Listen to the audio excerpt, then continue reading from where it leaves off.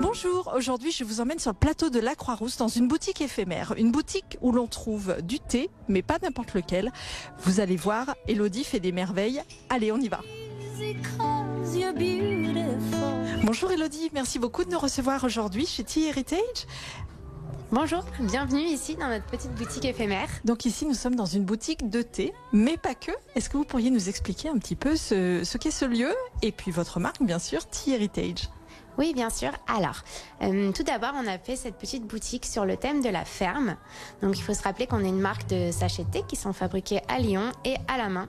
Et on a voulu mettre un petit peu le savoir-faire lyonnais en avant sur cette boutique. Donc, on a fait une petite sélection de plein de marques lyonnaises autour des produits alimentaires et du thème du printemps. Parfait. Et donc, vous dites que vous faites vous-même vos sachets de thé à la main, c'est ça?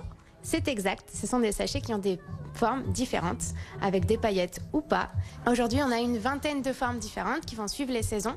Par exemple, ici, nous avons quelques modèles de la collection du printemps, avec des petits papillons, des petites formes de cerises et des petits chats. Et donc, c'est vous qui cousez à la main tous ces modèles, vraiment?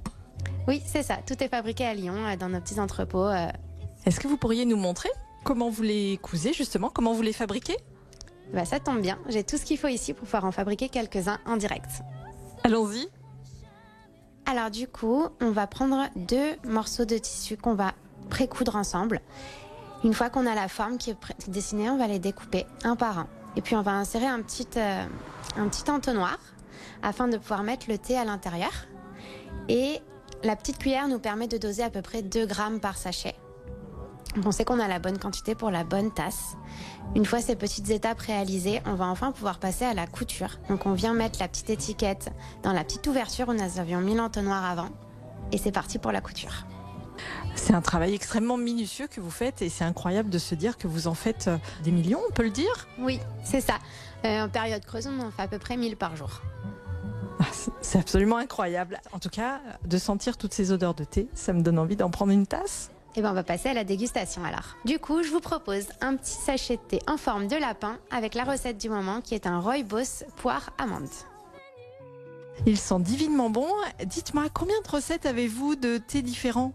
Oui, on a une dizaine de recettes à l'année qui tournent. Par exemple, sur la recette de printemps, on va avoir un rooibos avec coco amande.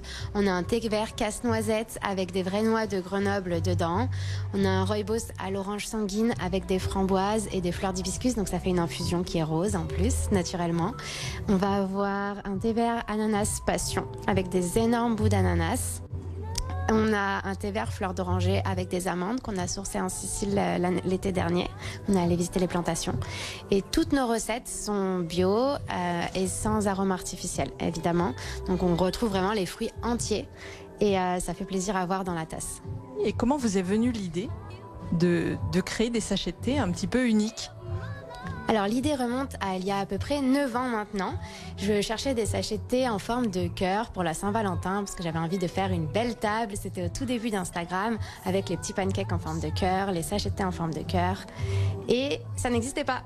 Du coup, je me suis dit que j'allais les fabriquer moi-même. C'était assez rudimentaire parce que j'avais utilisé un filtre à café que j'avais cousu à la main. Donc c'était pas du tout viable pour être une entreprise, mais j'ai fait mûrir l'idée. Et aujourd'hui, voilà, nous sommes 5 dans l'équipe et on fabrique des millions de sachets par an. On est présent dans plus de 34 pays différents, notamment aux États-Unis. Et on lance le 1er juin le Royaume-Uni et Londres. Et voilà pour cette belle histoire de Tea Heritage, une marque de thé lyonnaise que vous pouvez retrouver jusqu'au 8 mai au 16 rue des Pierres Plantées à la Croix-Rousse. Et en attendant, je vous souhaite une bonne semaine et à la semaine prochaine pour une nouvelle adresse gourmande. À bientôt!